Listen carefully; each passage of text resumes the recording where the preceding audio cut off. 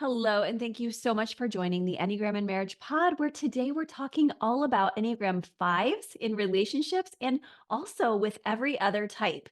You may know we're going through a series where we're literally covering all 45 pairings of the Enneagram today, thankfully, only fives. And you can check the episodes that we've already done for 6, 7, 8, 9, as well as continue on the cycle with us as we next few weeks cover 4, 3, 2, and 1. And I am so thankful to journey again through these because we have not done these, if you can believe it, for over 400 episodes quite like this, where we walk through every type pairing.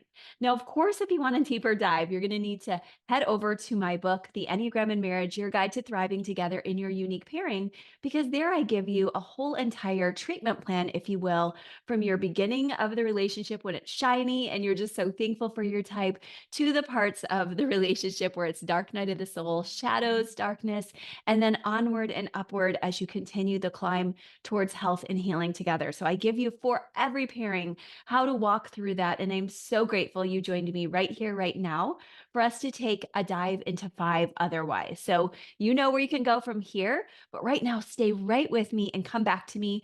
If you're already straying away, multitasking, if you're a five out there, you may have lots of tabs open. And so I encourage you to head right back, do some self soothing if you need, and otherwise allow that stimming to carry you into this conversation. So, I already sort of alluded to the fact that sometimes fives have a lot going on in their brains. They may have like that sense of, I need to get locked into a project if I'm really going to focus. And once they do, by the way, you fives know this, that you are really good at staying there for a while. You can delve in and focus when it's a project and a learning or sharing of knowledge that deeply interests you. One of your passion projects can keep you for hours. And I often think of that moment when we see in the Social Network movie when the Mark Zuckerberg character is like, I'm locked in.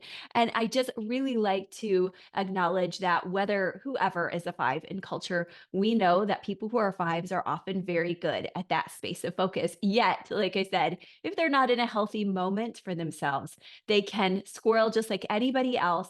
And because of their intense and immense capacity for brain load, they can even forget, like, oh gosh, I have several tabs open, maybe several dozen even, and then really start to get an overload and almost like all systems are crashing too. So be mindful if you are a five or if you're with a five that the amount of energy expended by the brain is very large for this type because they're always thinking, and there's this deep desire for competency and a struggle with that sometimes, like, I don't know enough. I can't go out there until I know more. But also, the struggle is multifaceted because sometimes it's, okay, I do know enough, but if I put all my energy out there, what energy will I have left? So you'll often hear me reminding you to encourage you, if you're married to a five or if you are a five, there is more energy. And of course, sometimes that energy has to come to you after rest. So setting your boundaries is key. And knowing that you're a thinking type rather than feeling or instinct and body type only, because we all have all capacities, but largely thinking type, just understand, like, I can't use all of my energy on my thoughts and planning today. I have to also save some for my family, for my partner. And fives love the thrill of the chase, but knowing to be in a relationship also requires extensive capacity for being with, ongoing, is huge because we're not just auditioning for the role. Fives are amazing at auditioning for the role of spouse. They know what to do, right? They know. And that's because they seek knowing. But once you're in it, I want to encourage and empower you that you can keep going, that I do believe in you, that you have the capacity. And I've seen a lot of fives really leaning into their four wing to do this long term. And also other fives who are just like, I'm loyal five wing six. And I do that for that sense of just staying loyal to my crew. So I really love for fives to expand out of just the knowing space and just the mitigating for how much energy will be their spaces and coming into both of those wings as well as their eight arrow for those who are really familiar with the Enneagram deeper dive that I've done. Just know that you do have a huge capacity for power and strength that you or your spouse might be forgetting. And if you project out like, I don't have much strength, I'm feeling weak, I'm feeling tired, I have a lot lot of health issues, they may just take that and you both run with this internal script that's not necessarily the only truth.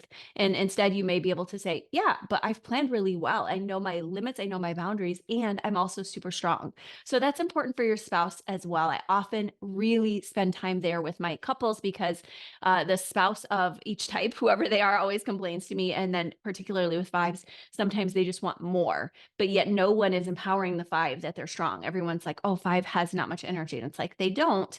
But when they can relax a bit on the mental processing, take some deep breaths, come into that stimming or self soothing by taking a walk, getting fitness, taking a brief micro nap, coming off of all those tabs, all of a sudden their world opens up more. And now they have more capacity, time, and strength for their spouse and their family. So it is important to get into your body if you're a five. And that first way of doing it is just the deep breath, which will help to bring some of the energy down from the head into the heart, into the body, and allow yourself to sit there and say, okay, what am I feeling? You might even do that with me right now. Just allow that deep breath to ask, what are you feeling? What does your body need? What does it require? Maybe it requires food. Maybe it requires a large glass of water or rest. But doing that self-care measure will provide synergy, as well relating with others.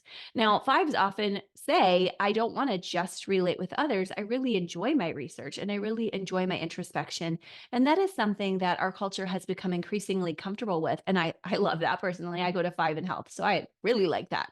But I also just want to encourage you that it's a both and both be good at focusing and what you're doing, as well as, like I said, really allowing your people to bring you into a state of flow, not just with your project, but with them to realize, oh, yeah, if I hang with them for a while, things do start to shift and I do start to get out of that head energy. And it does feel really good to get in my heart and body.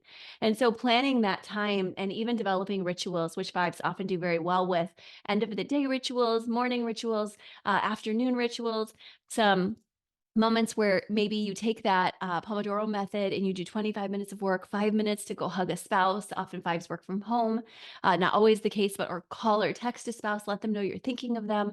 These are just so life-giving to your marriage and so beautiful for your family. And I do want to celebrate and encourage you in your investigating, in the ways that you are so good at hacking through walls, making sure that you take time on things you care about, making sure that you do a really good job. Fives are very logical processors. These are all things we deeply appreciate about you. But like I said, everyone has ways to grow. And when they get too scattered, fives need to come back to this draw of a breath and restful practices. And lastly, I'll discuss something that I don't hear discussed on a ton of podcasts, but that I definitely see in a lot of my sessions with fives. And that's that fives often get very moody and can bark at their spouses quite a bit too. And this would be, we might say, okay, if we were looking at that Enneagram, again, we would say they do have that access to the eight. And when we say access or arrow to eight, what we're saying is there's a lot of synonymous qualities.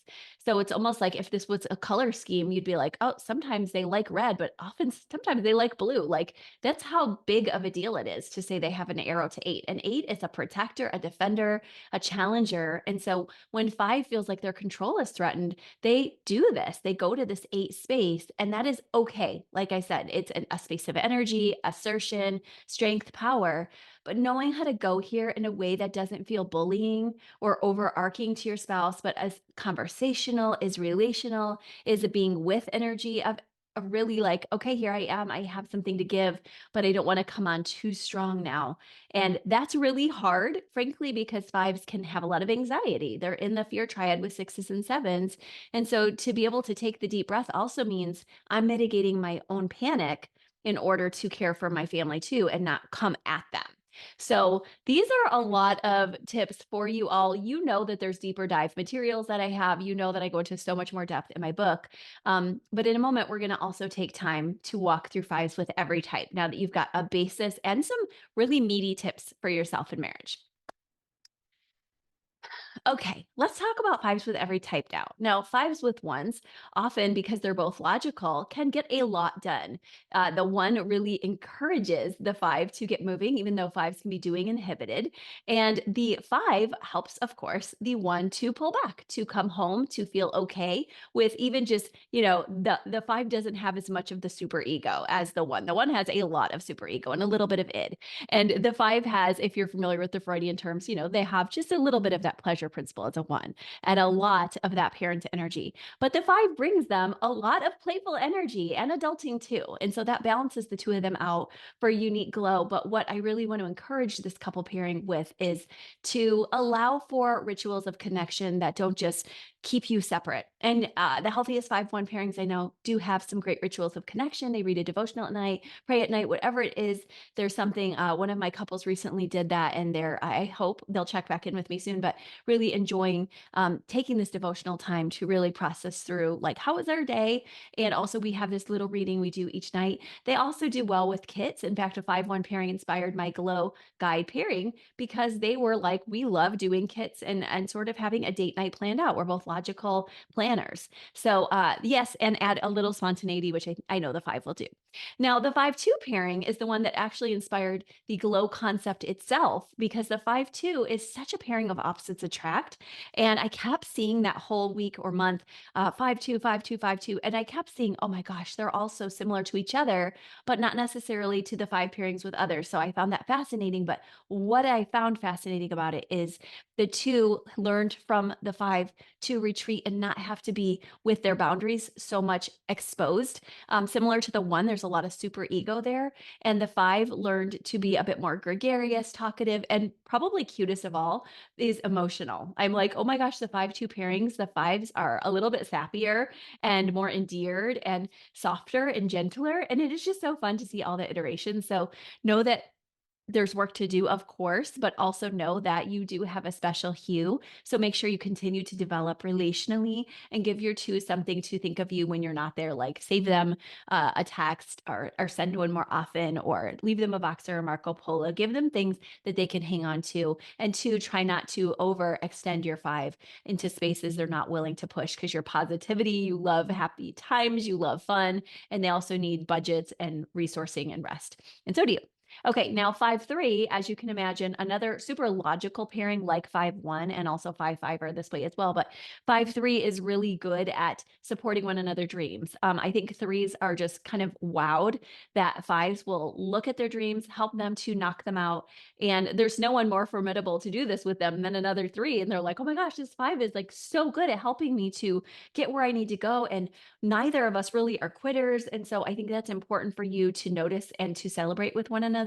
But also notice three, that the five does not want to be constantly having to give you attention. You're a heart type like the 2 and 4. And with all of these pairings, you have to remember, if you have a five, the five does have a limited amount of energy. Now, have I given tips for them to find energy? Yes. But at the end of the day, they're still a five. So you need to realize you run harder, faster, longer sometimes than a five in the work world. And they're going to want to um, rest with you. And they may even have different ideas about rest. Gosh, there's so many iterations here. And I've seen it where the five is the overworker too. So I don't want to pause too long on that. But I do think the most important thing for this pairing is to plan out not just all this work and projects together, but also rest times where they're not just exhausted, like parallel processing. Everything is different because they're too tired. Save some energy for you guys. I know your goals are there too. Okay, with 5-4, you're going to see, similar to the 5-2, a lot of emotional chemistry. The 5-4 pairing is like a melding of great big feelings and thoughts. And it's called the most prolific space on the Enneagram. So the pairing, I have noticed, also carries that weight sometimes of just extremely thoughtful, nuanced, almost mind reading couple of each other. At times it's not quite that deep, but it can be near that, where it's like we understand each other. We both are withdrawing types. We understand the flow between us, and we really require and need a little bit of rest, but also we're fascinated by each other. So allow that fascination to build. Keep asking questions. Even if you're like, we're tired, we've asked all the questions, I want you to retreat and then come back with more creativity and continued learning each of you. So there's new things to share. And even if it's hard to separate because you are so infused, to allow for some space so that you can come back with new things to share and grow and learn from as you teach each other how to be in your head and heart even more.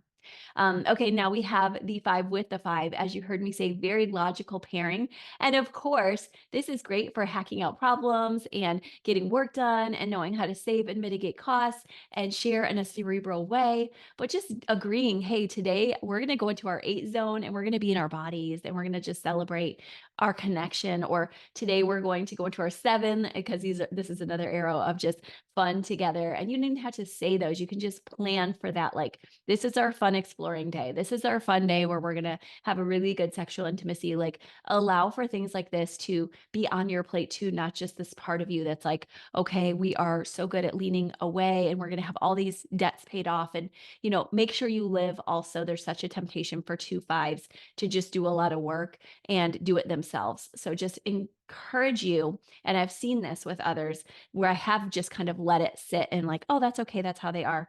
To really now encourage you from what I've seen as a result of that was not good. So make sure you do come towards each other and plan these dates and such out.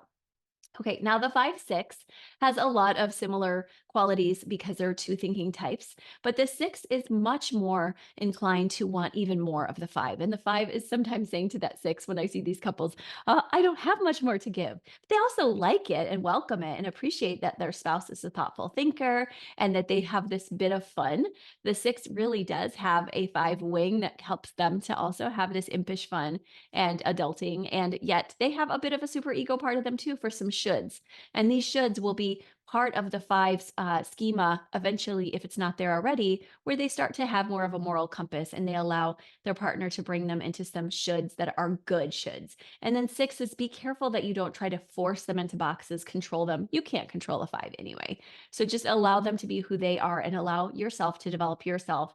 And that is a great model they give to you. And both of you can be quite reactive. So that's something you may need to work on over years in therapy too. But it always starts with that deep breath and self regulation. Okay, speaking of deep breaths, 5 and 7, you need a deep breath together because there's so much energy coming from the 7, endless kind of extroverting energy, wanting connection and wanting to discover. And then the 5 also loves discovering and has that initial curiosity, but sometimes it wanes if the 7 wears everything out and continues to cajole and to push a bit. So it's so important if you're in this pairing to, if you're the 7, to learn to pare down, to pare back, to rest, to do other things, to go into your own 5 space, to give the 5 themselves space. And then the 5 will come back out to you. It's the classic pursuer distancer trope that we're familiar with all couples, but it's just a bit more nuanced here because the 7 is so extroverting and the 5 is so introverting. So make sure you allow the 5 to pursue you. And 5, encouragement to you, find new areas to explore with the 7. You're an explorer also, and they do love new projects with you. So it's okay to say, okay, I have explored every region. I feel like I'm kind of tired or bored. And a 5 could say, I'm moving on because I want to know somebody else or know more. But I encourage you to take some time to find new areas to research and to explore together. So, pet projects that you develop together and you work on one area, they work on another, come back together and have fun together and explore conversations around these newer spaces. So, keep creating, in other words. Okay, now 5s and 8s, lots of commonalities. You heard me say how the 5 has a lot of 8. So, the good news is permission granted for anger accessibility, for people to just say what they mean, not be overly offended, for sarcasm to abound, wit to abound, but also for a whole lot of work to be done. There's a lot of energy with that 8, affirming the 5 in strength, in work, and challenging them. But if you push too hard and you don't recognize the 5 has some of their barriers up for good reason, 8, then you're going to miss out on an opportunity to let them be who they are, to rest, to pare back where good, where necessary, and also for yourself to do the very same. Similarly, 5s, if you don't let the 8 bring you and you're always being dragged, that's going to be very frustrating for your 8. And they're going to feel like you're not pulling your share. So make sure you also remember the synergy that I talked about earlier. Like, I can do a lot of things, I am really strong, and yet I'll make sure I get my rest and boundaries too. So, and the fun abounds here also because there's a lot of it, just like with 5-7, 5-8 also has a lot of fun energy.